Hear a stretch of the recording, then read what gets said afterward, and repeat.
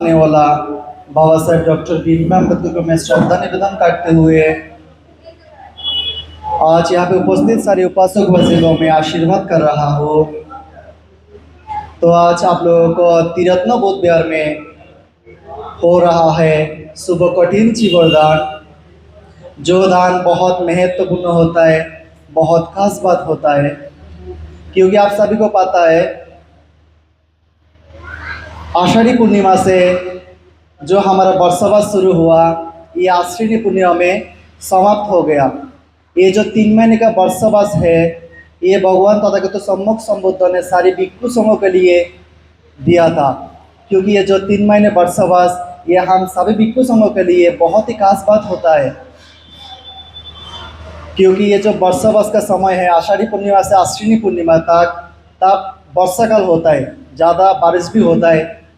भगवान बुद्ध ने कहा अगर भिक्षु संघ इधर उधर जाएगा तो बारिश का समय में बहुत सारे कीड़ा मकोड़ा आता है, ये रास्ता में आ जाएगा।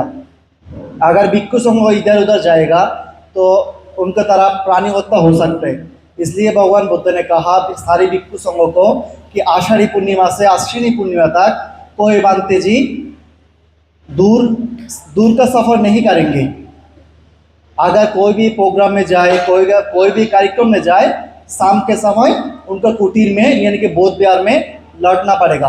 ये होता है बरसवास का मतलब। तो आश्विनी पूर्णिमा दिन खत्म हो गया। आश्विनी पूर्णिमा से 1 महीने तक अभी कठिन चिवरदान चल रहा है। ये सब हमारा दिल्ली में नहीं, ये सब हमारा देश में नहीं, सारी वर्ल्ड में ये चिवरदान हो रहा है। जहाँ पे भगवान बुद्ध को फॉलो करते हैं, जहाँ पे भगवान बुद्ध को मानते हैं, सारे वर्ल्ड में ये चिवरदान हो रहा है। ये 1 महीने तक चलेगा। आज यहाँ पे आपका त्रिरत्न बौद्ध विहार में चिवरदान हो रहा है, आज खत्म हो जाएगा। अगर कोई उपासक कार आके कह रहा है कि बंते जी मेरे पास बहुत सारे पैसा है, मैं एक और चिवरदान करना चाहता हूँ, ये नहीं होगा, क्योंकि भगवान बुद्ध ने कहा ये जो कठिन चिवरदान है ये सब साल में 1 बार हो सकते, ये 2 बार नहीं हो सकते। ये चिवरदान का बहुत महत्वपूर्ण है। भगवान बुद्ध के समय में एक उपासक भगवान बुद्ध के पास गया, तो भगवान बुद्ध को कह रहा है भगवान बुद्ध मेरा मम्मी पापा मर गया, काफ़ी साल हो गया, मेरा मम्मी पापा मर गया काफ़ी साल हो गया, लेकिन उन्होंने अभी तक मेरा स्वप्न में आता है और मुझसे खाना मांगता है। भगवान बुद्ध को कह रहा है। तो भगवान बुद्ध ने कहा ठीक है, आप एक काम कीजिए, आपका घर पे भिक्षु संघ को बुलाइए और उनको भोजन दान कीजिए। तो उपासक ने किया, वो उपासक ने बांते जी को उनको घर पे बुलाया, बुलाने के बाद भोजन दान दिया। तो 2 दिन बाद वो उपासक दोबारा बुद्ध जी के पास आया। बुद्ध कह रहे हैं भगवान बुद्ध अभी तो उन्होंने नहीं आ रहा है, अभी तो खाना नहीं मांग रहा है, लेकिन उन्होंने बिना कपड़े में आ रहा है, बिना कपड़ा में आ रहा है सपना में। तो भगवान बुद्ध ने कहा ठीक है, आप एक काम कीजिए, आप भिक्षु संघ को चिवरदान कीजिए। ये जो हम जो कपड़ा पहनते हैं इसको कहते हैं चिवर, आप भिक्षु संघ को चिवरदान कीजिए। तो वो उपासक ने भिक्षु संघ और बुद्ध को बुलाया उनको घर पे, बुलाने के बाद चिवरदान किया और उनको समस्त जो परेशानी है ये खत्म हो गया। कहने का मतलब ये है कि हमारा जो जितना सारे रिश्तेदार मर गया, उन्होंने अभी तक कहाँ पे है, कौन सा अवस्था में है, किसी को नहीं पता। उनको उद्देश्य करके, उनको स्मरण करके हमको कुछ दान करना, भोजन दान करना, किसी भिक्षु संघ को दान करना, किसी गरीब को दान करना, भोजन खिलाना और ये चिवरदान करना बहुत महत्वपूर्ण होता है। इस चिवरदान में आज जो कठिन चिवरदान कर रहा है, इसका मतलब होता है जितना सारे उपासक उपासिका है, जिस बौद्ध विहार में बांते जी रहेगा उस बांते जी को चिवरदान करना। चिवरदान बस उस बौद्ध विहार में कर सकते जिस बौद्ध विहार में बांते जी रहते, जिस बौद्ध विहार में बांते जी रहते सब उस बौद्ध विहार में चिवरदान कर सकते।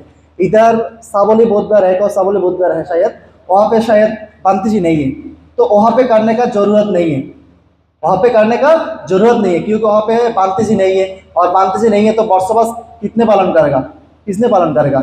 यहाँ पे बांते जी है, दोनों बांते जी ने बरसवास पालन किया बहुत अच्छा तरीका से। इसलिए आप लोगों ने आज कठिन चिवरदान करने के लिए आया, जिसका फल बहुत बहुत महत्वपूर्ण होता है। भगवान बुद्ध ने कहा इस कठिन चिवरदान के ऊपर कोई दान नहीं होते, कोई दान नहीं होती है। श्रद्धा से, दिल से दान करेंगे तो आपका बहुत बहुत मंगल होगा, बहुत बहुत पुण्य होगा।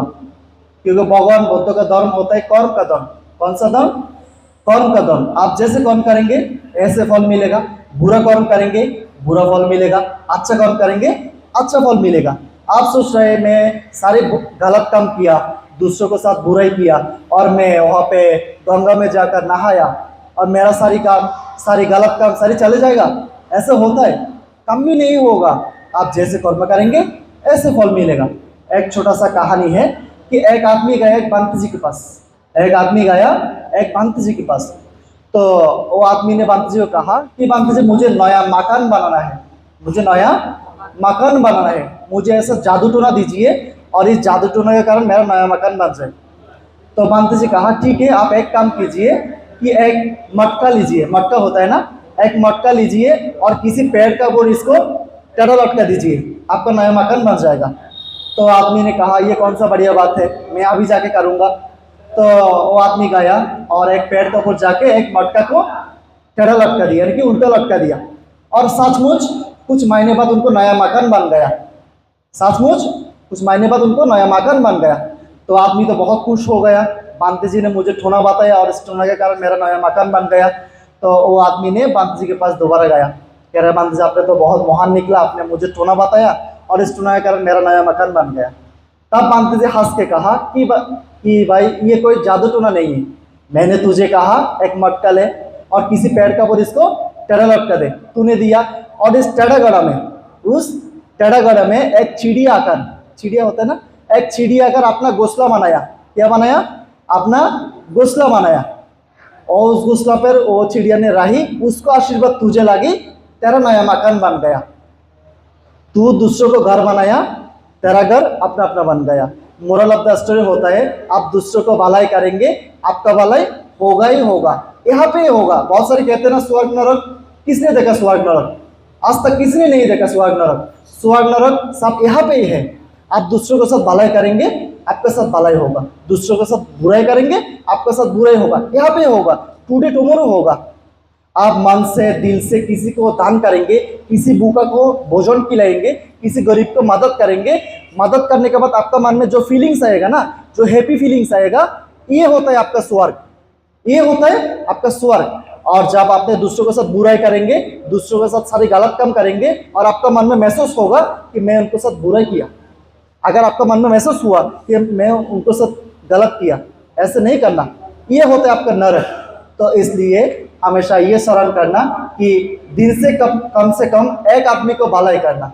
अगर आपने भलाई मत करो, किसी को बुराई मत सोचना, ये भगवान बुद्ध का बात है।